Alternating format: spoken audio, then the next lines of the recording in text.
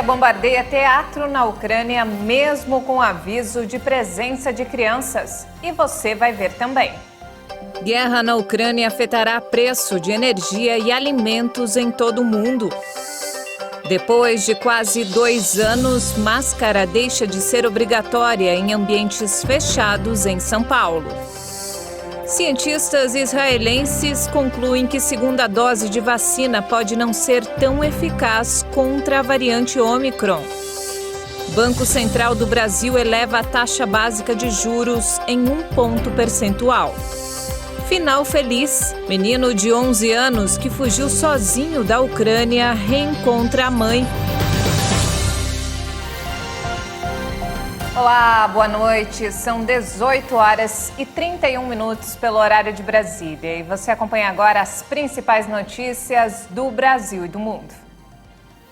Na quarta semana da guerra na Ucrânia, os combates se intensificam e o mundo observa em choque a violência dos bombardeios. Autoridades ucranianas afirmaram nesta quinta-feira que a Rússia destruiu um teatro que abrigava mais de 1.000 pessoas em Mariupol, no sul do país. O número de vítimas ainda é desconhecido. As imagens de satélite antes do bombardeio mostram que havia um alerta escrito em russo "Crianças". Mesmo assim, o teatro em Mariupol, que abrigava mais de 1.000 pessoas, não foi poupado. A única palavra para descrever o que aconteceu hoje é genocídio. Genocídio da nossa nação, de nosso povo ucraniano. Quero acreditar que vai chegar o dia em que juntos vamos erguer nossa bela cidade das ruínas. Um deputado ucraniano disse a uma emissora de TV que a maioria das pessoas sobreviveu graças ao abrigo antiaéreo do teatro que teria resistido à explosão. Os pais dele estavam no local, junto com mais de 1.000 mulheres e crianças. O desafio agora é chegar até o porão em meio aos destroços. A Ucrânia acusa a Rússia de ter lançado uma bomba poderosa de um avião. Moscou nega o ataque e acusa nacionalistas da Ucrânia. Os russos também bombardearam outras cidades. Um centro educacional foi atingido em Merefa, nos arredores de Kharkiv, que é a segunda maior cidade do país. Na capital Kiev, uma pessoa morreu quando os destroços de um míssil russo caiu em um prédio residencial. Em Cherniv, no norte, as mortes se multiplicam. Só ontem, 53 civis perderam a vida. A porta-voz do Ministério Exterior russo confirmou que as negociações de paz continuam e os dois lados relataram avanços. Moscou insiste na neutralidade da Ucrânia, o que impediria o país de entrar para alianças militares como a OTAN. Os ucranianos, por sua vez, exigem o fim do conflito, a retirada dos russos e garantias de segurança. Um novo balanço das Nações Unidas, divulgado nesta quinta-feira, mostrou que mais de 100.000 pessoas fugiram da Ucrânia nas últimas 24 horas. O Alto Comissariado para os Refugiados contabilizava 3.169.897 ucranianos fora do país por causa da guerra iniciada por Moscou. São 106.802 a mais do que durante a marcação anterior na quarta-feira. A ONU também identificou cerca de 2 milhões de pessoas deslocadas internamente. A Europa não viu um fluxo tão rápido de refugiados desde a Segunda Guerra Mundial. De acordo com as primeiras previsões, 4 milhões de ucranianos podem querer deixar o país para escapar da ofensiva militar de Moscou. Antes do conflito, a Ucrânia tinha cerca de 37 milhões de habitantes nos territórios controlados por Kiev, sem contar a Crimeia, anexada pela Rússia, nem as áreas do leste sob o controle de separatistas pró-russos. A Polônia sozinha acolhe mais da metade de todos os refugiados que fugiram desde o início da invasão russa, cerca de 6 em cada 10 refugiados, ou seja, 1.916.445 pessoas. A Romênia aparece como o segundo destino de fuga, com 491.409 refugiados. A guerra entre Rússia e Ucrânia afetará o preço da energia e alimentos em todo o mundo. Os impactos exigirão que os governos forneçam auxílio financeiro aos consumidores mais pobres. O alerta é da OCDE. A entidade calcula ainda em um relatório que a guerra iniciada por Moscou em 24 de fevereiro pode representar 2,5 pontos adicionais de inflação mundial e gerar uma profunda recessão na Rússia. Fora da Rússia e da Ucrânia, as consequências serão sentidas principalmente na Europa, um continente que depende do fornecimento de matérias-primas, alimentos e energia dos dois países. O conflito pode reduzir em 1,4 ponto o crescimento da eurozona, caso os efeitos sobre os mercados de energia e financeiros perdurem. Os países que possuem fronteira comum com a Rússia ou a Ucrânia são os que mais sentirão o impacto, ao mesmo tempo que recebem a maioria dos refugiados procedentes da Ucrânia. De acordo com a organização, os governos poderiam reduzir o impacto na economia com um apoio fiscal específico, evitando alimentar o aumento excessivo dos preços. A inflação já está em níveis elevados em todo o mundo, estimulada sobretudo pela energia.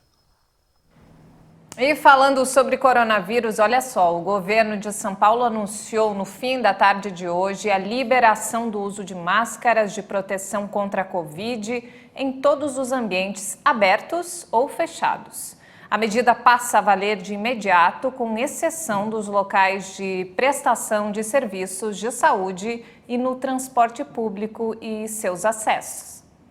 E a quarta dose da vacina contra a Covid em idosos com mais de 80 anos começa a ser aplicada na sexta-feira na capital paulista. Para tomar a quarta dose, a pessoa deve ter mais de 80 anos e ter tomado a terceira dose há pelo menos 4 meses.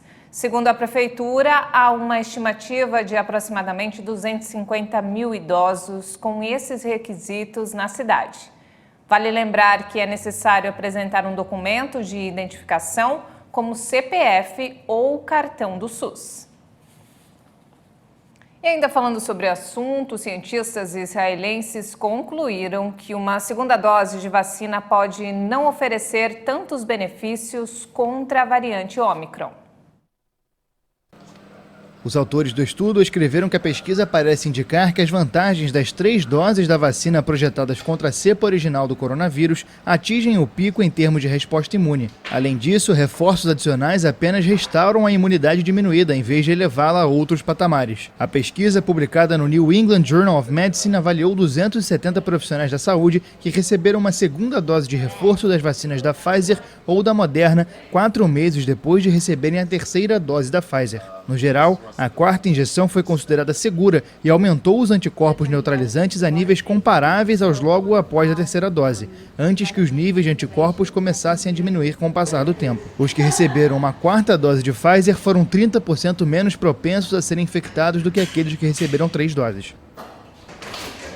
Após 2 anos de pandemia de Covid, países asiáticos vêm enfrentando um aumento de casos por causa da variante Ômicron. A Coreia do Sul registrou mais de 600 mil casos de coronavírus em 24 horas, um recorde no país. E a China decidiu manter a política de Covid-0 em meio ao aumento das infecções. A Coreia do Sul registrou nesta quinta-feira um novo recorde diário de casos, com mais de 620 mil infecções. As autoridades alegam que o país está perto do pico da onda de contágios provocada pela variante Ômicron. De acordo com os dados da OMS, a Coreia do Sul é o país com mais casos registrados nos últimos 7 dias no mundo, com mais de 2.400.000 contágios. Mas os casos graves e mortes permanecem em níveis reduzidos devido à alta taxa de vacinação. Também nesta quinta-feira, o presidente chinês Xi Jinping ordenou que o país prossiga com a política governamental zero Covid contra a pandemia.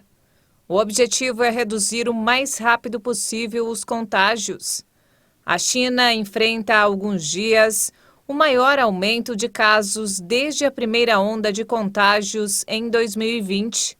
Vários confinamentos foram decretados, especialmente na província de Jilin, onde grande parte dos casos foi detectada, e na cidade de Shenzhen, onde vivem mais de 17 milhões de habitantes. Em Hong Kong, os hospitais estão lotados de pacientes e a população local está deixando os supermercados sem produtos, diante do temor de que um novo confinamento seja decretado. território decidiu fechar a maioria de suas praias depois que fotos de moradores sem máscara e aproveitando o sol e o mar provocaram indignação na China continental. A medida se soma às rígidas regras de distanciamento social, incluindo o uso de máscara no passeio nas montanhas e a proibição de reuniões de mais de 2 pessoas. E o terremoto que atingiu o Japão ontem provocou vários estragos no país, gerando preocupação sobre o impacto na economia. No momento, 11 usinas termoelétricas estão temporariamente fechadas. Uma pessoa morreu em Fukushima e outras 88 ficaram feridas após um terremoto de 7,3 graus de magnitude atingir o nordeste do Japão na manhã desta quarta-feira. Fortes abalos foram sentidos nas áreas nordeste e leste do país, especialmente nas províncias de Miyagi e Fukushima, onde o terremoto atingiu 6 pontos na escala de intensidade sísmica japonesa, que chega a 7. O sismo ocorreu ontem por volta das 23 horas e 36 minutos e a primeira onda de tsunami com aproximadamente 1 metro de altura chegou no leste da província em Miyagi pouco tempo depois da Agência Meteorológica do Japão emitir um alerta. A interrupção do transporte foi relatada quando um trem-bala descarrilhou parcialmente. Apesar do susto, nenhum dos 100 passageiros ficaram feridos. As vias expressas foram fechadas e houve relatos de apagão. A Companhia Elétrica de Tóquio disse que 2.200.000 residências ficaram sem água e energia. O primeiro-ministro japonês disse na manhã de hoje que não houve anormalidades nas usinas nucleares japonesas. Todos os alertas de tsunami desencadeados pelo terremoto foram suspensos a partir das 5 horas da manhã de hoje. E veja a seguir, Banco Central do Brasil eleva a taxa básica de juros em 1 ponto percentual. E ainda, menino de 11 anos que fugiu sozinho da Ucrânia reencontra a mãe. Nós voltamos em instantes. Até já!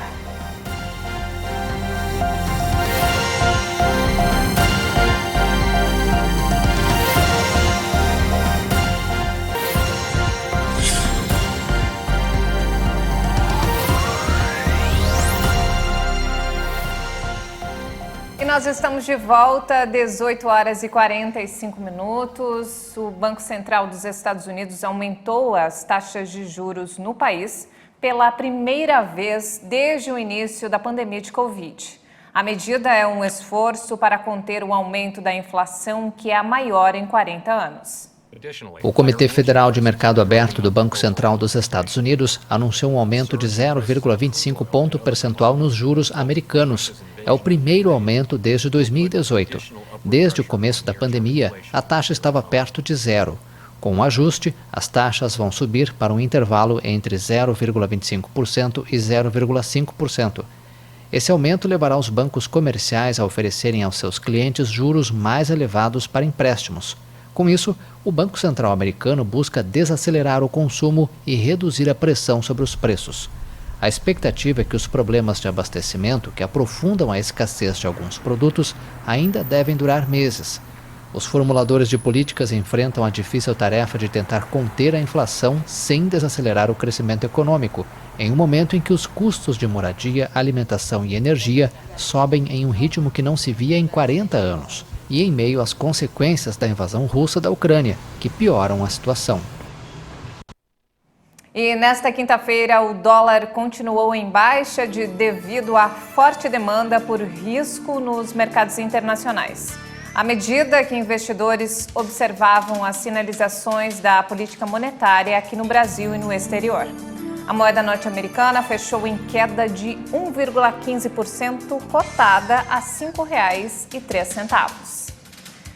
E aqui no Brasil, o governo federal anunciou hoje a antecipação do pagamento do 13º salário para aposentados e pensionistas da Previdência e o saque de até R$ 1.000 no Fundo de Garantia do Tempo de Serviço, FGTS. As medidas serão formalizadas nos próximos dias pelo presidente Jair Bolsonaro. A antecipação deve injetar na economia cerca de 57 bilhões de reais. A primeira parcela será paga entre 25 de abril e 6 de maio. E o Banco Central do Brasil elevou a taxa básica de juros em 1 ponto percentual para 11,75%. O maior patamar em quase 5 anos, em uma tentativa de frear a inflação, que já sofre com os reflexos da guerra na Ucrânia.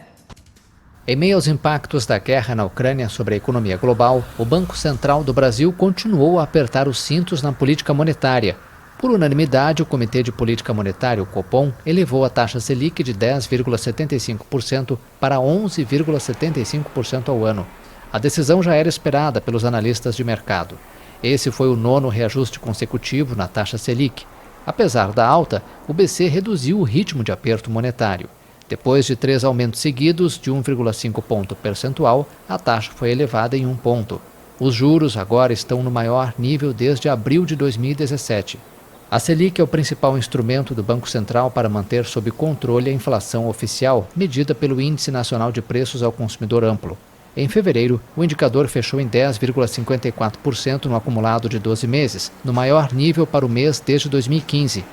A inflação foi pressionada principalmente pelos combustíveis e pelos aumentos de início de ano nas despesas de educação. E contratar empréstimos vai ficar mais difícil com o novo aumento da taxa básica de juros. Quando os juros sobem, o custo do crédito fica mais caro. Veja como a alta dos juros impacta a vida de quem precisa parcelar compras ou fazer um empréstimo. O objetivo do Banco Central é o de segurar a inflação. Para isso, o BC está tornando o crédito mais caro para diminuir o consumo. Com menor volume de compras, a tendência é que o comércio e a indústria façam reajustes mais suaves de preços, sem pressionar demasiadamente a inflação. Para quem precisa contratar um empréstimo, a operação ficará mais difícil. A taxa bancária, que em média estava em 28,5% em janeiro do ano passado, pulou para 35,3%, de acordo com a projeção da Associação Nacional de Executivos. A taxa do cartão de crédito, que de longe é a mais cara, deve pular para 360,92%. A do cheque especial vai para quase 148%. Em janeiro, as operações de crédito tiveram queda de 11,3% na comparação com dezembro do ano passado. A maior baixa foi no número de empréstimos à pessoa jurídica, 25,4%. Já os empréstimos para a pessoa física caíram quase 13%, com destaque para o empréstimo consignado, aquele com desconto em folha. Esse teve queda de 34,8%. A Federação Brasileira de Bancos, FEBRABAN, explicou que em janeiro o volume de crédito sempre cai, mas por causa das dificuldades da economia, a expectativa é de um crescimento menor este ano. E a Comissão Mista de Orçamento adiou para a próxima terça-feira a votação do projeto de lei do Congresso Nacional que abre crédito extraordinário de quase 2 bilhões e 600 milhões de reais. A proposta estava na pauta da sessão do Congresso Nacional desta quinta-feira, que também analisou vetos presidenciais.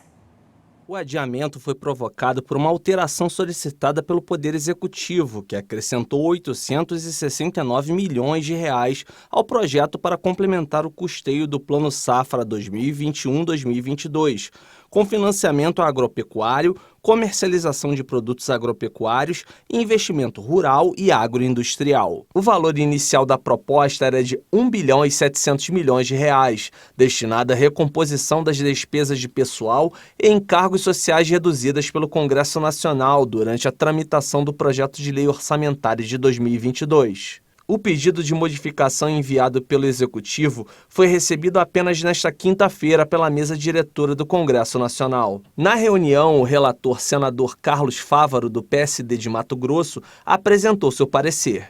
O relatório acolheu a emenda que suprime um dispositivo do projeto, que autorizava o Poder Executivo a abrir novos créditos suplementares, com recursos provenientes das programações orçamentárias previstas na proposta, nas condições e nos limites estabelecidos na Lei Orçamentária de 2022. O crédito suplementar é atendido com recursos correspondentes do veto do projeto de lei orçamentária deste ano. E a prévia do PIB do Banco Central revelou que a economia brasileira encolheu em janeiro. A baixa interrompeu uma sequência de 3 altas seguidas. De acordo com o Banco Central, o índice de atividade econômica encolheu quase 1% em janeiro, na comparação com dezembro. O indicador, conhecido por ser uma prévia do Produto Interno Bruto, alcançou o menor nível desde dezembro de 2020. O resultado também interrompe a sequência de 3 altas seguidas.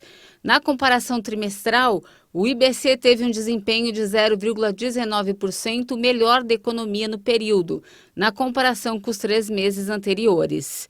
Os números da prévia do PIB de janeiro mostram ainda que a atividade econômica brasileira cresceu no acumulado dos últimos 12 meses, o que mantém a trajetória de recuperação após as perdas causadas pela pandemia de coronavírus. Antes de encerrar, uma notícia boa. A história de um menino de 11 anos que fugiu sozinho da Ucrânia finalmente tem um final feliz.